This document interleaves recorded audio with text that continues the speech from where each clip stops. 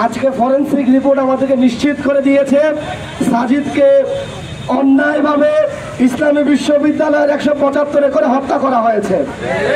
আজকে যদি সাজিদের হত্যার কেসাস না করা হয়, কালকে যে আমাকে হত্যা করা হবে এটার নিশ্চয়তা কি?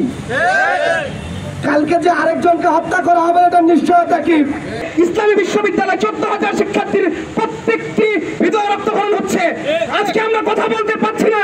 যেভাবে সাজিদের লাশটি পুকুরে ভেসে রয়েছে, কালকে যে আমার লাশটি পুকুরে ভেসে থাকবে না, সেই নিশ্চয়তা কি এই বর্তমান প্রশাসন দিতে পারে?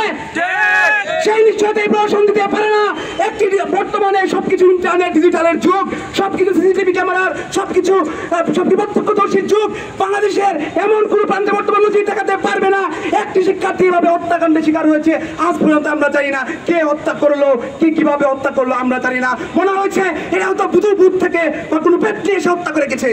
আমরা কি এভাবে মেনে নিতে পারি? কোনোভাবে এই কথা মেনে নিতে পারি না। আমার ভাইয়ের মৃত্যু কোনো স্বাভাবিক মৃত্যু ছিল না। আমার বন্ধুর মৃত্যু একটি হত্যাকাণ্ড, একটি সুপরিকল্পিত হত্যাকাণ্ড। এটা যে হত্যাকাণ্ড এটা বলতে আমার আর কোনো দ্বিধা নেই, আমার আর কোনো সংকোচ নেই। এই প্রশাসন যদি এই হত্যাকাণ্ডের সুষ্ঠু তদন্ত করতে না পারে, এই প্রশাসন একটি পঙ্গু প্রশাসন হিসেবে নিজেদেরকে প্রমাণ করবে। আমাদের এখানে আর কোনো দ্বিধা নেই, আর কোনো প্রশ্ন নেই। আমার ভাই সাজিদকে হত্যা করা হয়েছে।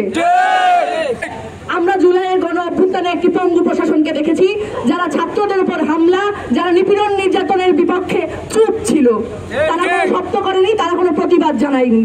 এবারও যদি এই প্রশাসন কোনো শব্দ না করে, কোনো প্রতিবাদ না জানায়, নিজেদের অপারগতা স্বীকার না করে এই হত্যাকাণ্ডের বিচার করতে তারা যদি ব্যর্থ হয়, তাহলে এই প্রশাসন নিজেদেরকে পঙ্গু প্রশাসন হিসেবে প্রমাণ।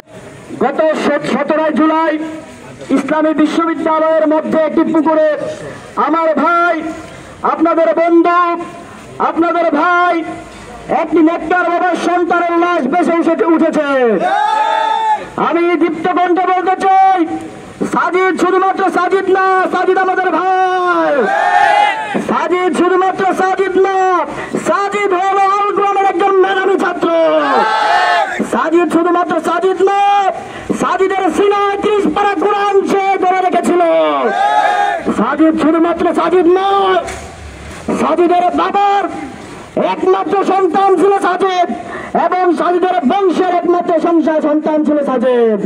সুতরাং আমরা স্পষ্টভাবে ঘোষণা করে দিতে চাই, সাজিদকে যারা হত্যা করেছে, নির্মমভাবে হত্যা করেছে, সাজিদের মায়ের চোখের কান্না যারা ঝরিয়েছে,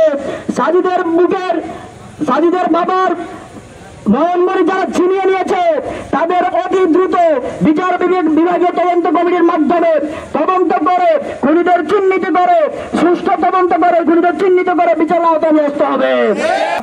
যদি এই সাজিদের হত্যার সুষ্ঠু তদন্ত না হয়, বিচার বিভাগ তদন্তের কথা আমরা বহুবার বলে আসছি, যদি পিবিআই কিংবা বিচার বিভাগ তদন্তের মাধ্যমে এই হত্যাকারীদের না ধরা হয়, তাহলে অতি দ্রুত সময়ের মধ্যে এই ক্যাম্পাসকে শাটডাউন করে দেওয়া হবে। ক্যাম্পাসে কোনো প্রকার পরীক্ষা, কোনো প্রকার ক্লাস চলবে না, যতক্ষণ না পর্যন্ত আমার ভাই সাজিদের হত্যাকারীদের দ্রুততম সময়ের মধ্যে গ্রেফতার করে না হয়ে থাকে।